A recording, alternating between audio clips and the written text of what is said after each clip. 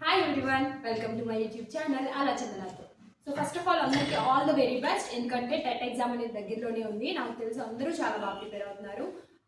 ఇప్పటి వరకు చదివింది ఒక రకం అయితే ఈ 1 month పాటు మీరు పడే హార్డ్ వర్క్ చాలా చాలా చాలా చాలా ఇంపార్టెంట్. సో దాంట్లో మెయిన్ ఇంపార్టెంట్ ఏంటి అంటే మ్యాథ్స్. ఇక్కడ 3 type ఆఫ్ కేటగిరీస్ ఉంటారు: maths students, non maths students, and ఇప్పుడే ఎగ్జామ్కి ప్రిపరేషన్ స్టార్ట్ చేసిన వాళ్ళు. సో మ్యాథ్స్ స్టూడెంట్స్ ఎట్లా ప్రిపేర్ అవ్వాలో నేను చెప్తాను. సో మ్యాథ్స్ స్టూడెంట్స్ ఎట్లా ప్రిపేర్ అవుతారంటే, ఇప్పటికే ఆల్మోస్ట్ అంతా రాసుకుని ఉండుంటారు, ఫార్ములాస్ అన్ని ఒక దగ్గర రాసుకుని ఉంటారు.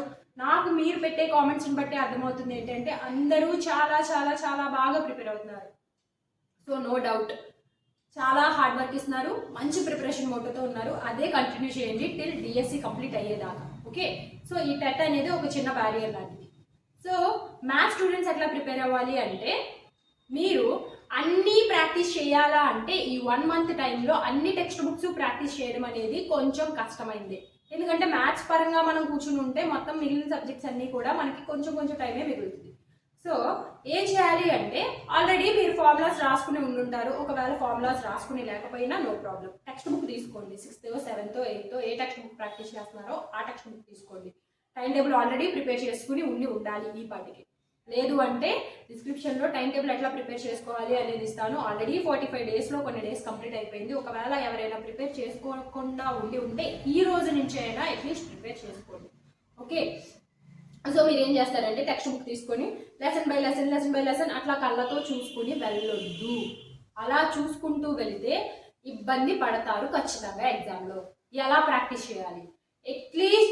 లీస్ట్ ఒక లెసన్కి 6 to 7 బిట్స్ అన్నా కూడా ప్రాక్టీస్ చేయాలి. లెసన్ మీన్స్ ఒక టాపిక్కి 6 to 7 బిట్స్ అయినా కూడా ఖచ్చితంగా ప్రాక్టీస్ చేసి తీరాలి.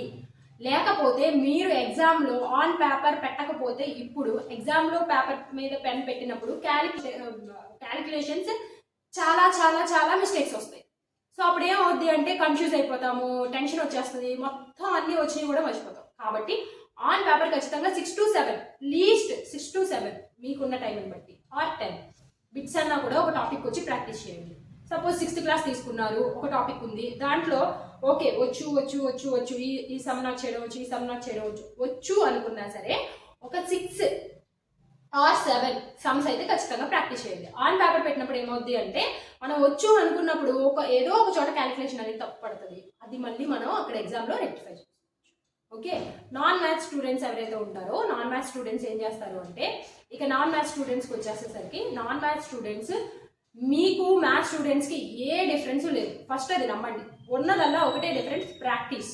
మీరు ప్రాక్టీస్లో లోగా ఉంటారు, మ్యాథ్స్ స్టూడెంట్స్ ప్రాక్టీస్లో హైగా ఉంటారు, అంతే తప్ప వేరేదేం లేదు. ఇది కనుక మీరు నమ్మితే ప్రాక్టీస్ కొంచెం ఎక్కువ, వీళ్ళకంటే ఎక్కువ చేస్తే మీరు ఈక్వల్ అయిపోతారు. సో దాని గురించి బెంగే పడొద్దు, భయమే పెట్టుకోండి.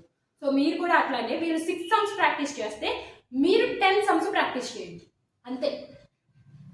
మ్యాథ్స్ స్టూడెంట్స్ కంటే నాన్ మ్యాథ్స్ స్టూడెంట్స్ ఒక 4 sums ఎక్స్ట్రా చేసుకోండి. సో దట్ ద రీజన్ మీరు ప్రాక్టీస్లోకి పడతారు.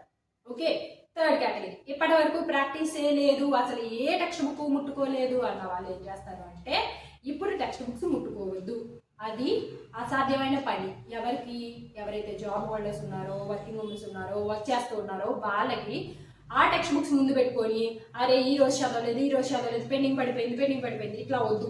మీరు ఏం చేస్తారంటే ప్రీవియస్ పేపర్స్ ప్రాక్టీస్ చేసుకోండి. అది సింపుల్ అండ్ బెస్ట్. మీకు టెట్కి దగ్గరలో ఉంది కాబట్టి, మీకు డిఎస్సికి ఇంకా టైం ఉండొచ్చు. మీరు ఎవరైతే ఇప్పటివరకు ప్రిపరేషన్ స్టార్ట్ చేయలేదు అన్న వాళ్ళ గురించి చెప్తున్నాను.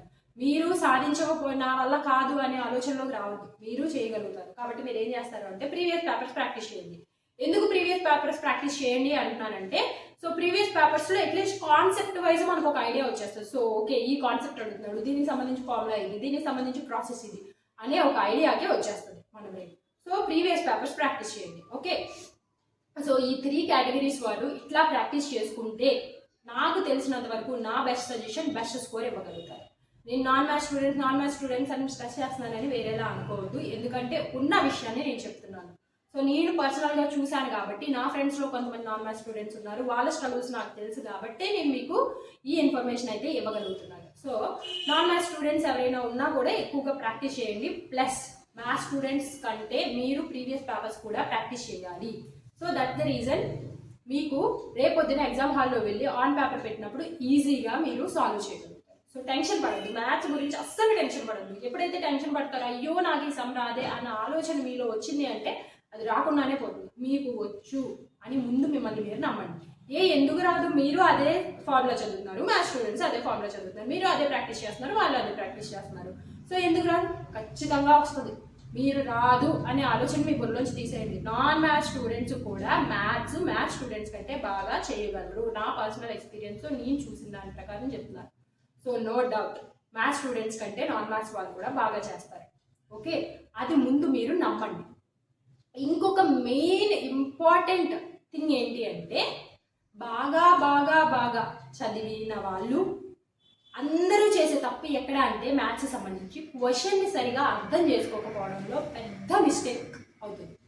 ఒకసారి క్వశ్చన్ చదివేసి సపోజ్ ఎగ్జాంపుల్ చూడండి, x+y+z లోంచి a+b+c మైనస్ చేయండి అంటే XYZ లోంచి ABCని మైనస్ చేయండి అని అక్కడ అడుగుతాడు. కానీ దాన్ని ట్విస్ట్ చేసి అడుగుతాడు.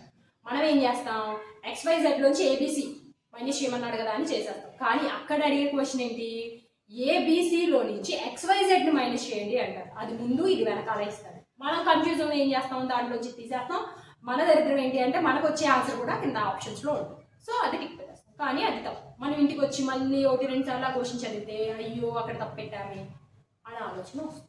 కాబట్టి అలా జరగకూడదు అంటే మీరు ఏం చేయాలి అంటే అదే క్వశ్చన్ని 2 to 3 times చదవాలి. ఫస్ట్ నిదానంగా చదవండి, టైం ఉండదు కదా అని అనుకోవద్దు. క్వశ్చన్ నెంబర్ 91 నుంచి మనకి మ్యాథ్స్ స్టార్ట్ అవుతుంది కాబట్టి కొంచెం మ్యాథ్స్కి ఎక్కువ స్పాన్ ఉండేలా ప్లాన్ చేసుకొని ప్రాక్టీస్ చేయండి. ఈ ప్రాక్టీస్ అనేవి ఎక్కడ ఉపయోగపడతాయి అంటే అయ్యో మాకు ప్రాక్టీస్ వల్ల యూజ్ ఏం లేదు అని ఎవ్వరూ అనుకోవద్దు. ఎందుకంటే ఈ ప్రాక్టీస్ అంతా కూడా మీకు రియాలిటీలో అక్కడ యూజ్ అవుతుంది. కాబట్టి ప్రాక్టీస్ ఖచ్చితంగా చేయండి. టైం స్పాన్ పెట్టుకోండి. ఫస్ట్ మ్యాథ్స్ స్టార్ట్ చేస్తారా, ఇంగ్లీష్ స్టార్ట్ చేస్తారా, మీ డిఫికల్టీ లెవెల్ని బట్టి, మీ ప్రాక్టీస్ విధానాన్ని బట్టి, మీ ఇనిషియేషన్ బట్టి మీరు స్టార్ట్ చేసుకోండి పేపర్ స్టార్ట్ చేసేటప్పుడు. సో మ్యాథ్స్కి మాత్రం కొంచెం ఎక్కువ స్పాన్ పెట్టుకోండి, ఎందుకంటే క్యాలిక్యులేషన్స్ దగ్గర తప్పు వస్తుంది. ఒకవేళ క్యాలిక్యులేషన్ రావట్లేదంటే దాని దగ్గరే కూర్చోవద్దు, నెక్స్ట్ దానికి వెళ్ళండి.